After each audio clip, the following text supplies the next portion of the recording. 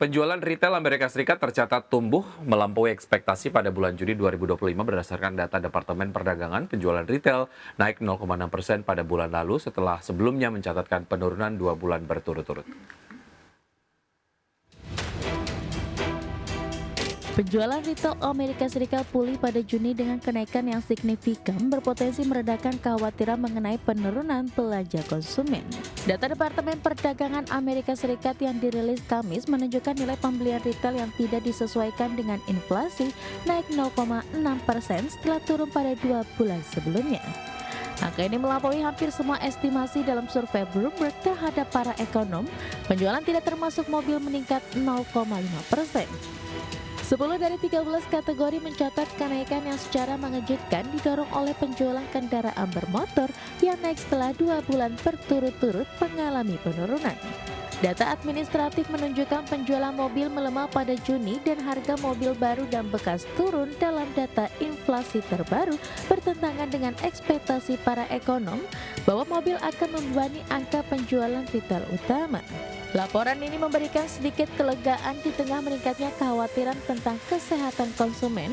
Masyarakat Amerika Serikat umumnya pesimistis terhadap ekonomi dan keuangan mereka tahun ini. Karena tarif mengancam akan memperburuk krisis biaya hidup yang telah berlangsung bertahun-tahun, meski sentimen sedikit membaik baru-baru ini, terutama terkait dengan pelonggaran tarif yang diberlakukan Presiden Donald Trump. Berbagai sumber, IDX Channel.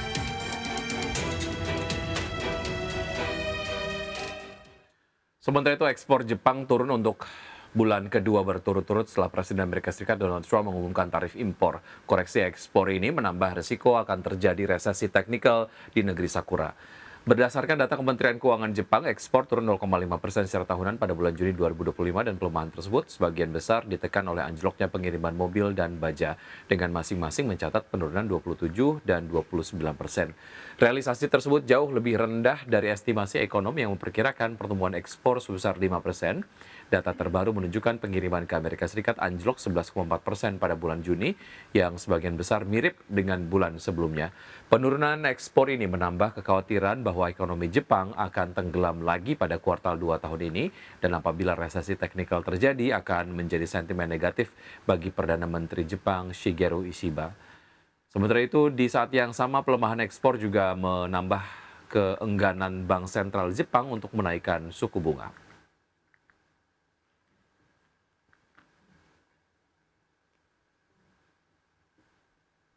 Selanjutnya dari pergerakan bursa global, pemirsa, bursa Wall Street menghijau pada perdagangan di hari Kamis dengan S&P 500 dan juga Nasdaq Composite mencatat rekor penutupan tertinggi seiring investor menyebut data ekonomi seperti penjualan retail Amerika Serikat yang kembali bangkit sepanjang Juni serta laporan keuangan yang solid. Pada perdagangan di hari Kamis, indeks Nasdaq Composite ditutup menguat 0,74% ke level 20.884, indeks S&P 500 naik 0,54% ke posisi 6.297 dan indeks Dow Jones Industrial Average juga menguat 0,52% ke level 44.484. Dari bursa Eropa, bursa saham Eropa mengakhiri penurunan 4 hari berturut-turut didorong lonjakan saham industri ABB dan Legrand, dan setelah melaporkan kinerja keuangan yang positif, bursa regional utama terpantau menghijau. DAX Jerman melonjak 1,51% ke posisi 24.370, posisi 100 Inggris naik 0,52% ke level 8.972 dan indeks CAC Prancis melesat 1,29% ke posisi 7.822.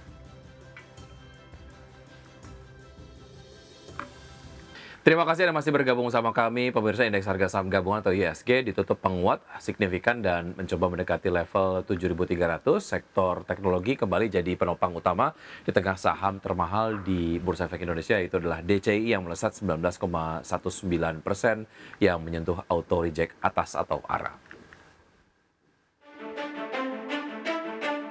Indeks harga saham gabungan atau IHSG ditutup menguat signifikan 1,32% ke level 7.287,021 di akhir perdagangan Kamis.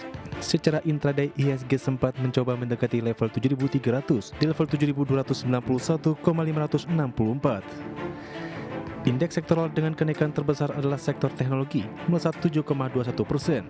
Sektor infrastruktur naik 2,54% dan sektor transportasi melaju 1,91%. Sedangkan indeks sektoral dengan pelemahan terdalam adalah sektor properti, turun 0,25%, sektor perindustrian melemah 0,10%, dan sektor energi koreksi 0,09%. Emiten blue chip dengan kapitalisasi pasar jumbo menjadi penggerak utama laju IHSG. Emiten pusat data milik Toto Sugiri dan Salim PT DCI Indonesia Tbk atau DCII kembali jadi penopang utama IHSG dengan ditutup menguat signifikan 19,19% di level Rp223.250 per saham dengan sumbangan mencapai 48,65 indeks poin.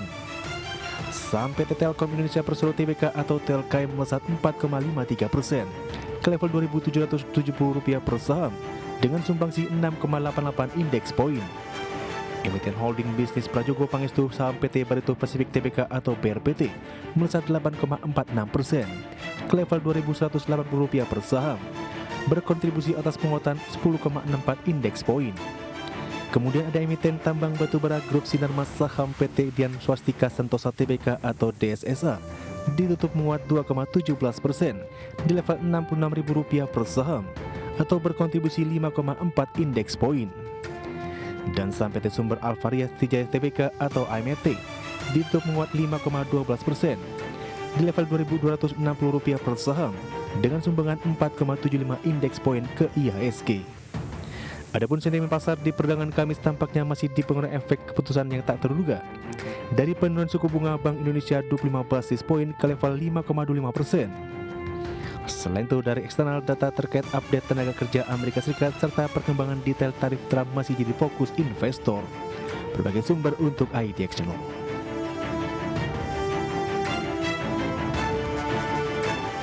Ya, terima kasih Anda masih bergabung bersama kami. Bersama Menteri Perdagangan Budi Santoso menilai Indonesia bisa memperluas produk ekspor ke Amerika Serikat usai penetapan tarif resiprokal 19% dari Presiden Donald Trump. Ya, pengenaan tarif impor lebih rendah dari negara ASEAN lainnya bisa menjadi peluang bagi Indonesia untuk memperkuat posisi di pasar Amerika Serikat.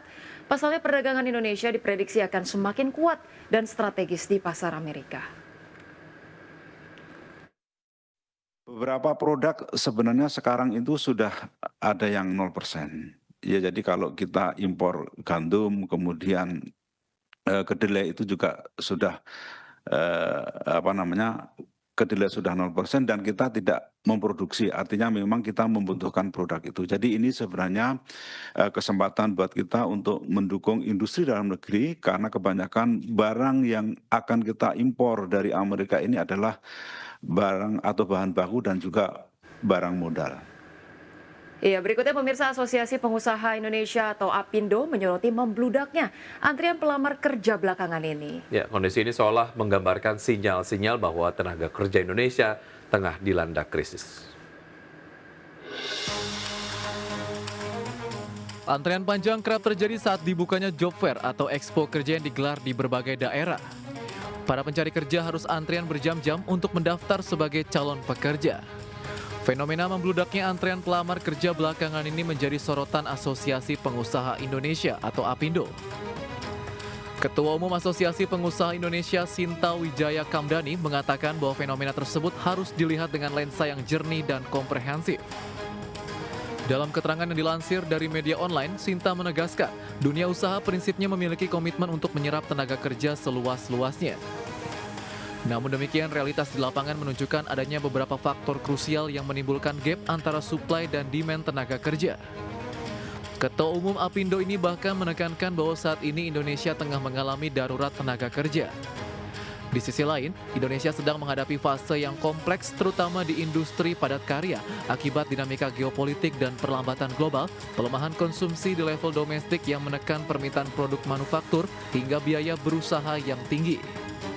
APindo menyoroti penurunan daya serap tenaga kerja, di mana Sinta mencontohkan bila tahun 2013 investasi sebesar Rp1 triliun mampu menyerap lebih dari 4.500 tenaga kerja.